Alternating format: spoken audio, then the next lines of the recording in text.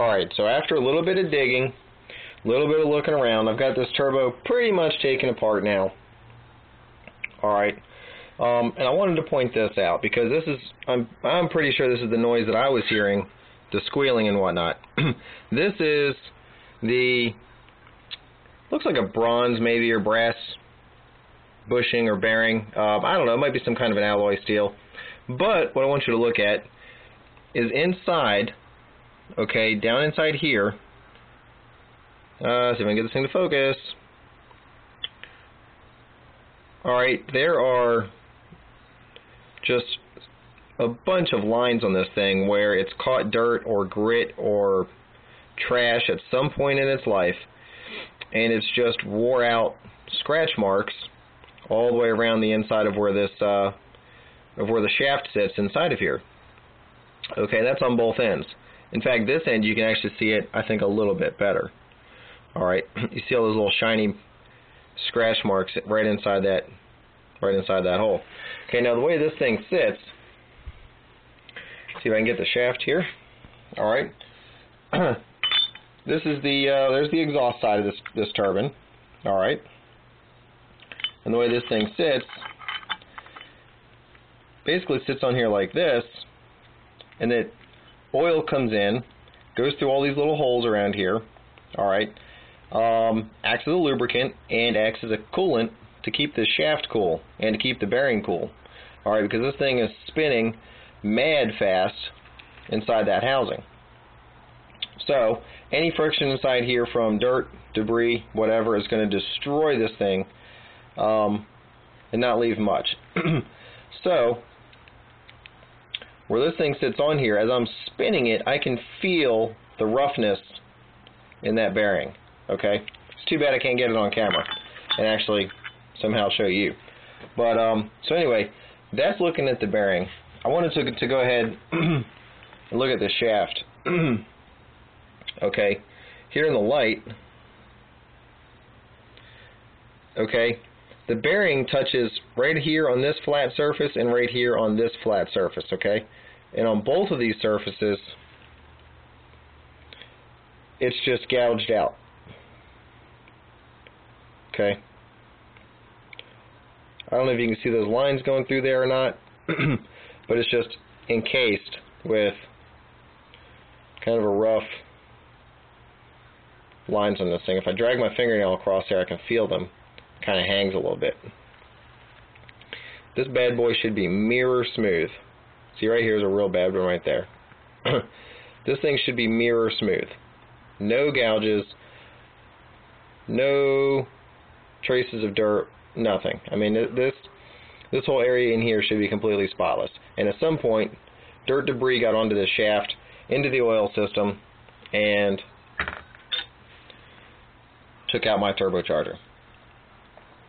Alright, you see, at first what I thought was going on is, because this thing was squealing so bad, I thought that the actual, this is the intake turbine, I thought that this thing was actually scraping on here. And I'm not convinced that it wasn't.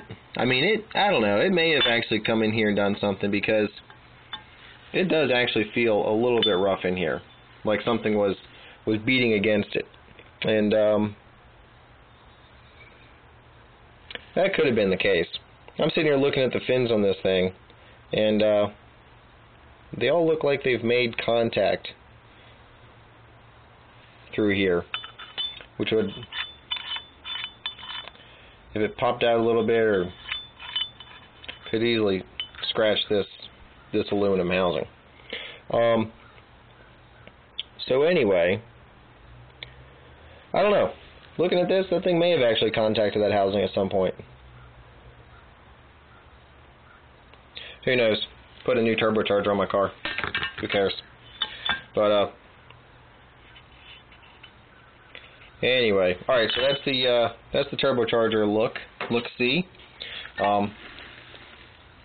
This thing was actually shouldn't have been too hard to take apart. However, there are 4 Torx head screws right here. Okay, when you take this thing apart, this the intake turbine is going to sit right here Okay, and there's a little there's a 8 millimeter 12.8 millimeter nut on this thing. It's right hand thread, so it's backwards from what most people are used to. And take that piece off, and then there's 4 Torx screws right here. They were the tightest. They're T20 size, the tightest T20s I've ever taken off in my life. In fact, I ended up stripping one of them out and had to use an extractor set.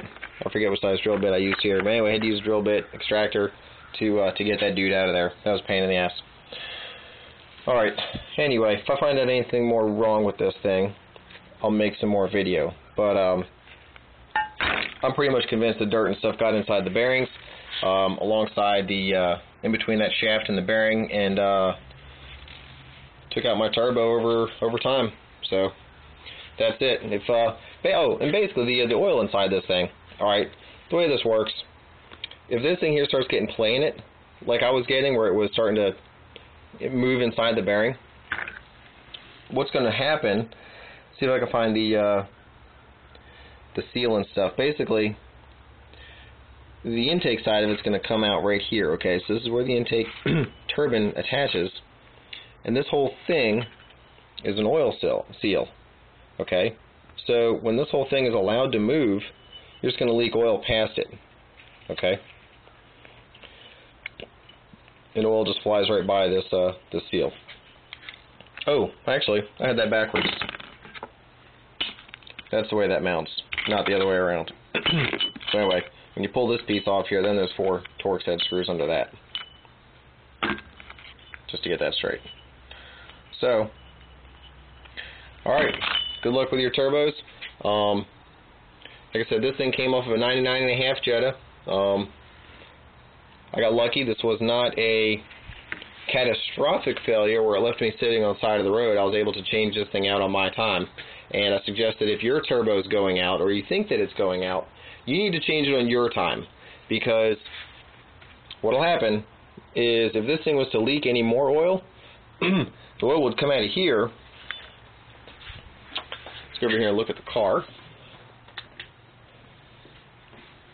Okay. The oil will come out of the turbo. The turbo sits down here someplace. All right. And it will go through your intake hoses, come out through this upper hose into your intake system, and get sucked into the engine. If you get any oil inside there in any significant quantity, either A, it's going to lock up your motor, or B, it's just going to vaporize the oil, use it as fuel, and this thing is just going to run wide open, and there's nothing you can do about it. If that happens, you might be lucky. If you're fast enough, you get your tail out of the driver's seat, or you park the car, get your tail out of the driver's seat, pop the hood, come under here, and there's a little flapper right here on your intake. Okay, you close that flapper, and that will shut off air to your. That'll shut off air to the engine. All right, the little flapper is actually right here. This is the intake manifold out of the car. Okay, and this little actuator right here is what's going to close this thing when you actually turn the key off. Well, if everything's working. If it doesn't shut the engine off, you can come under here and manually push this thing closed, okay?